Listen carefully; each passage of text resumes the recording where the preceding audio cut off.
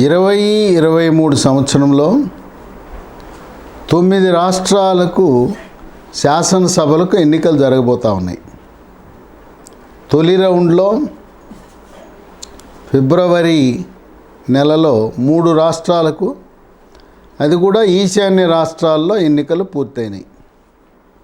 త్రిపుర, మేఘాలయ, నాగాల్యాండ్. ఇక 4వది మే నెలలో కర్ణాటక రాష్ట్రం. తదుపరి మరొక కేంద్రపాలిత ప్రాంతం నవంబర్ నెలలో జరుగుతుంది. అది మిజోరం. ఇక 5తో పాటు మరొక 4 రాష్ట్రాలు. ఆ 4 రాష్ట్రాల్లో తెలంగాణ కూడా ఉంది. నవంబర్, డిసెంబర్లో 4 పెద్ద రాష్ట్రాల్లో ఎన్నికలు జరగబోతూ ఉన్నాయి. మధ్యప్రదేశ్, ఛత్తీస్గఢ్, రాజస్థాన్, తెలంగాణ రాష్ట్రాలు. కొంతమందిలో ఊహాగానాలు ఉన్నాయి. కేసీఆర్ ముందస్తుకు వెళ్తాడంటే ముందస్తుకు వెళ్ళడు. ఎందుకంటే మే నెలలో కర్ణాటకలో జరిగే ఎన్నికల్లో అక్కడ బీఆర్ఎస్ పార్టీ అభ్యర్థులను నిలబెట్టాలని జేడీఎస్ పార్టీ కుమారస్వామికి మద్దతు ఇవ్వాలని సంకల్పం ఉండటం వల్ల తెలంగాణ రాష్ట్రంలో ముందస్తు ఎన్నికలు లేనట్టే. ఈ 9 రాష్ట్రాల ఎన్నికలు 23లో జరిగే ఎన్నికలు ఒక విధంగా 2024లో జరిగే పార్లమెంట్ ఎన్నికలకు సెమీఫైనల్స్గా భావించవచ్చు. ఈ సంవత్సరం జరిగే 9 ఎన్నికలకి మొదటి రౌండ్ బోణి. 3 రాష్ట్రాల్లో కూడా భారతీయ జనతా పార్టీ బోణి కొట్టింది. కాంగ్రెస్ పార్టీ అడ్రస్ లేకుండా పోయింది. ఈ రోజున కాస్తో కూస్తో భారతదేశంలో సమాన ఉజ్జీ కాకపోయినా నామక పేరుకి ప్రతిపక్షం. ఆ కాంగ్రెస్ పార్టీ పేరు దేశవ్యాప్తంగా కొన్ని రాష్ట్రాల్లో ప్రజలకు పరిచయం ఉన్న పార్టీ. తుడిచిపెట్టుకు పోయింది కాంగ్రెస్. ఇదొక శుభసూచకం. ఎన్డీఏ ప్రభుత్వానికి, భారతీయ జనతా పార్టీకి 2024లో గెలుస్తున్నాం అనే దానికి ఇదొక శుభ సంకేతంగా పార్టీ శ్రేణులు భావిస్తున్నాయి. 3 రాష్ట్రాల ఎన్నికల ఫలితాలు రాగానే ప్రధానమంత్రి మోదీ జాతీయ కార్యాలయం ప్రాంగణంలో సమావేశం పెట్టి ఆయన యొక్క ఆనందాన్ని వెలిబుచ్చుతూ ఆ 3 రాష్ట్రాల ప్రజలకు ధన్యవాదాలు, కృతజ్ఞతలు కూడా తెలియజెప్పారు. ఇక త్రిపుర రాష్ట్రం. త్రిపుర కాంగ్రెస్ పార్టీ పరిపాలించిన రోజుల నుంచి కూడా అది కమ్యూనిస్టులు కంచుకోటగా మనం భావించవచ్చు.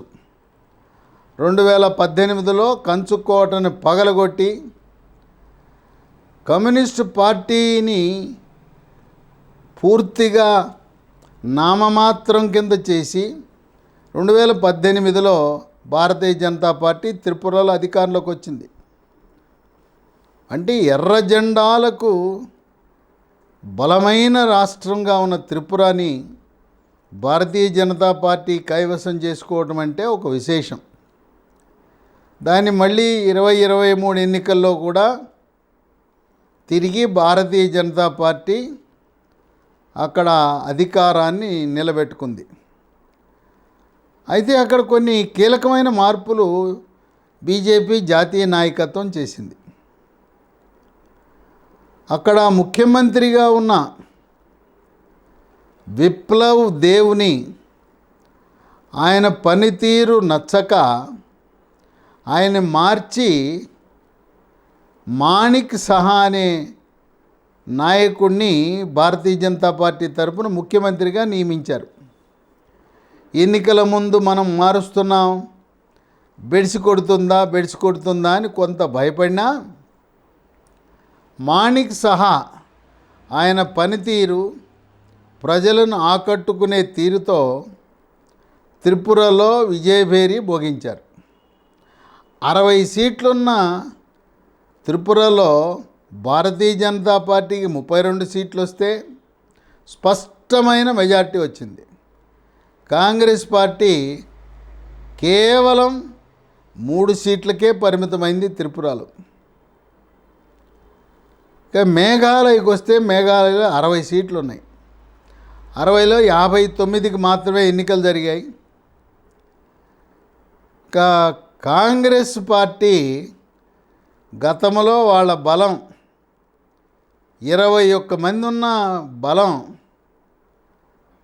5కు పడిపోయింది. అంటే 16 సీట్లు కోల్పోయింది కాంగ్రెస్ పార్టీ మేఘాలయలో. మేఘాలయలో భారతీయ జనతా పార్టీతో కలిసి సంకీర్ణ ప్రభుత్వం ఎన్డీఏ ప్రభుత్వం ఏర్పాటు కాబోతూ ఉంది. ఇక నాగాల్యాండ్లో కూడా ఎన్డీఏ ప్రభుత్వం బీజేపీ పార్టీ ఇతర పార్టీలతో ఒక కూటమిగా ఏర్పడి సంకీర్ణ ప్రభుత్వం ఏర్పాటు చేస్తూ ఉంది. నాగాల్యాండ్లో కాంగ్రెస్ పార్టీ పరిస్థితి అతి దారుణంగా ఉంది. అక్కడ 60 సీట్లలో 1 సీటు కూడా గెలవల కాంగ్రెస్, 0. ఆ విధంగా ఒకానొకప్పుడు ఈశాన్య రాష్ట్రాలను శాసించిన కాంగ్రెస్ పార్టీ అడ్రస్ లేకుండా ఈ రోజున తుడిచిపెట్టుకుపోయింది. ఈ మధ్య సోనియా గాంధీ రాయ్పూర్లో 85వ ప్లీనరీ సమావేశాల సందర్భంగా నా కుమారుడు రాహుల్ గాంధీ భారత్ జోడో యాత్ర చేసిన తరువాత కాంగ్రెస్ పార్టీ బలపడిందని ఆమె ఒక ప్రకటన చేసింది. ఇదేనా బలం? భారత్ జోడో యాత్ర జరిగిన తరువాత ఒకానొకప్పుడు కంచుకోటలా ఉండే కాంగ్రెస్ పార్టీకి ఉండే ఈశాన్య రాష్ట్రాలు ఈరోజు అడ్రస్ లేకుండా పోయింది. అంటే భారత్ జోడో యాత్ర ఏమాత్రము కూడా ప్రజలను ప్రభావితం చేయటంలో ప్రయోజనం పొందలేకపోయింది. మరొక విషయం ఏంటంటే, ఈ ఈశాన్య రాష్ట్రాల్లో ఈ 3 రాష్ట్రాలు త్రిపుర, మేఘాలయ, నాగాల్యాండ్లో కూడా క్రైస్తవులు చాలా అధికంగా ఉంటారు. క్రైస్తవులు సోనియా గాంధీ క్రైస్తవ మతము ఇటలీ నుంచి వచ్చిందని అభిమానంతో క్రైస్తవులు కాంగ్రెస్ పార్టీకి ఓటు వేస్తారని ఆశించినా ఈ 3 రాష్ట్రాల్లో ప్రజలు క్రైస్తవులు కూడా భారతీయ జనతా పార్టీని ఎన్డీఏ భాగస్వామ్య పక్షాలను సమర్థించడం అనేది ఒక విశేషం. అంటే ఎప్పుడైతే మోదీ ప్రధానమంత్రి అయ్యాడో చెప్పకనే చెప్పిన విధంగా భారతీయ జనతా పార్టీకి ఒక రకంగా సెక్యులర్ బాటలో నడుస్తూ ఉంది. ఇది కేవలం హిందువుల పార్టీనే కాదు, హిందువులు కావాలి, ముస్లిములు కావాలి, క్రైస్తవులు కావాలి, జైన్లు కావాలి, సిక్కులు కావాలి. ప్రధానమంత్రిగా భారతీయులందరూ నా వారే. భారతీయ జనతా పార్టీలో అన్ని మతాల వారు, అన్ని కులాల వారు, అన్ని ప్రాంతాల వారు కావాలనే సిద్ధాంతం నిరూపించబడతా ఉంది. క్రైస్తవులు అత్యధికంగా ఉన్న 3 రాష్ట్రాల్లో జయం సాధించిన తర్వాత భారతీయ జనతా పార్టీ శ్రేణులు, కార్యకర్తలు రెట్టింపు ఉత్సాహంతో రాబోయే మరో 6 రాష్ట్రాల ఎన్నికల్లో కూడా పనిచేయటానికి సిద్ధమవుతున్నారు. మరొక విషయం ఏంటంటే, తెలంగాణ రాష్ట్రానికి చెందిన కేంద్ర కేబినెట్ మంత్రి కిషన్ రెడ్డి, ఆయన యొక్క శాఖ ఈశాన్య రాష్ట్రాల అభివృద్ధి, ఆ ఈశాన్య రాష్ట్రాల అభివృద్ధి శాఖను నిర్వహిస్తుంది మన తెలంగాణ తెలుగు బిడ్డ.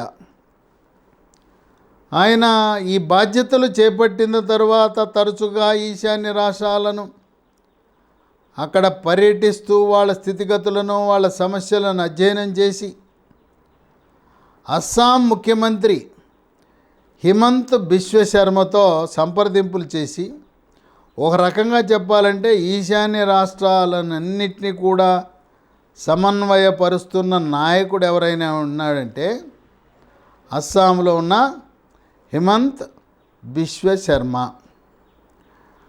ఎంతో ఆశలు పెట్టుకున్నారు కాంగ్రెస్ వాళ్ళు. రాహుల్ గాంధీ భారత్ జోడో యాత్ర చేసేసాడు. అబ్బా కాంగ్రెస్ పార్టీ బలపడిపోయిందంటే దిక్కులేని పరిస్థితుల్లో అట్టడుకెళ్ళిపోయి ఈశాన్య రాష్ట్రాలలో కాంగ్రెస్ పార్టీ ఉనికి కోల్పోయే పరిస్థితికి వెళ్ళింది. శుభారంభము మంచి బోణీతో ప్రారంభం చేసింది భారతీయ జనతా పార్టీ. ఇదే ధోరణిలో ప్రస్తుతం ఈ సంవత్సరం జరిగే 9 రాష్ట్రాల్లో కేవలం రాజస్థాను, ఛత్తీస్గఢ్లో మాత్రమే కాంగ్రెస్ పార్టీ అధికారంలో ఉంది. ఈ సంవత్సరం జరిగే ఎన్నికల్లో 9 రాష్ట్రాల్లో పాగా వేయాలని దృఢ సంకల్పంతో భారతీయ జనతా పార్టీ అడుగులు వేస్తూ ఉంది. ఉన్న పరిస్థితులు చూస్తుంటే కాంగ్రెస్ పార్టీ ఛత్తీస్గఢ్, రాజస్థాన్లో కూడా అధికారాన్ని కోల్పోయి బంగారు పళ్ళెంలో మరో 6 రాష్ట్రాలలో కూడా ఎన్డీఏ భారతీయ జనతా పార్టీకి అధికారాన్ని కట్టబెడతాయి అని రాజకీయ విశ్లేషకులు భావిస్తున్నారు. పరిస్థితులు కూడా దాన్ని ప్రతిబింబిస్తున్నాయి. సోనియా గాంధీ రాజకీయాల నుంచి విరమణ చేసిన తరువాత ఆ కాంగ్రెస్ పార్టీకి దిశ దశ నిర్దేశం లేక రాహుల్ గాంధీ మోడీకి సమవుజ్జి కానే కాడు. ప్రధానమంత్రి మోదీకి సరైన జోడీ ప్రస్తుతం ఏ రాజకీయ పార్టీలో కూడా ఎవ్వరూ లేరు. సరిలేరు నాకెవ్వరు అనే విధంగా ప్రధానమంత్రి మోదీ భారతదేశంలో ఒక అగ్రనేతే కాకుండా ప్రపంచ నేతగా ఎదిగి భారతదేశం యొక్క కీర్తి ప్రతిష్టలను విశ్వవ్యాప్తంగా వ్యాపిస్తున్నారనేది భారతీయులకు గర్వకారణంగా మనం భావించాలి.